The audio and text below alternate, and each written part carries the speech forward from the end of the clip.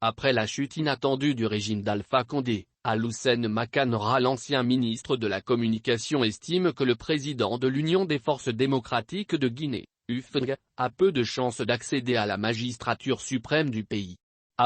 Ni en 2010, encore moins d'aujourd'hui, Dalin est dans une position d'être président de la République en Guinée.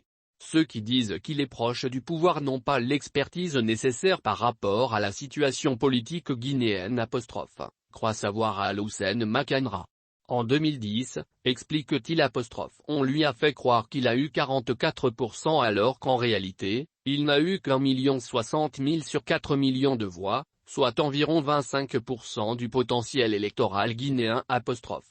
En 2021, poursuit-il, la situation était beaucoup plus catastrophique. À chaque fois que des soutiens comme Tierno Monenambo parlent, ils mettent un océan entre Dalin et le pouvoir. Et cette fois-ci, ce qu'il a craché, il a mis l'enfer entre Dalin et le pouvoir. Et Dalin même ne va pas s'engager à traverser l'enfer pour avoir le pouvoir. À l'écouter. La politique de l'UFDG contre le parti lui-même. Dès que quelqu'un ne vote Cellou, on dit qu'il est contre les Peuls. Si on dit celui qui ne vote pas pour lui est contre l'ethnie, ça veut dire que les Peuls sont contre toutes les ethnies de la Guinée.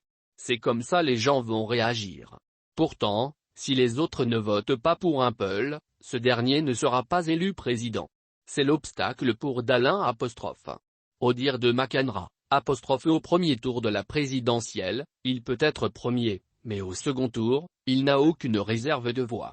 Car, lorsque vous défendez votre ethnie d'une manière, vous appelez les autres à défendre les leurs. Quand Monenambo s'attaque à Sékou Touré, Lansana Conté, à Sekouba Konaté, au fond, il y a eu toujours des victimes par rapport au pouvoir. Au Fouta, Almami Boubacar Biro a tué son propre frère. Mais il ne rappelle pas cela alors qu'il connaît l'histoire. Dénonce-t-il. Si la communauté Peul s'attaque à Lansana Conté, personne ne sera pardonné.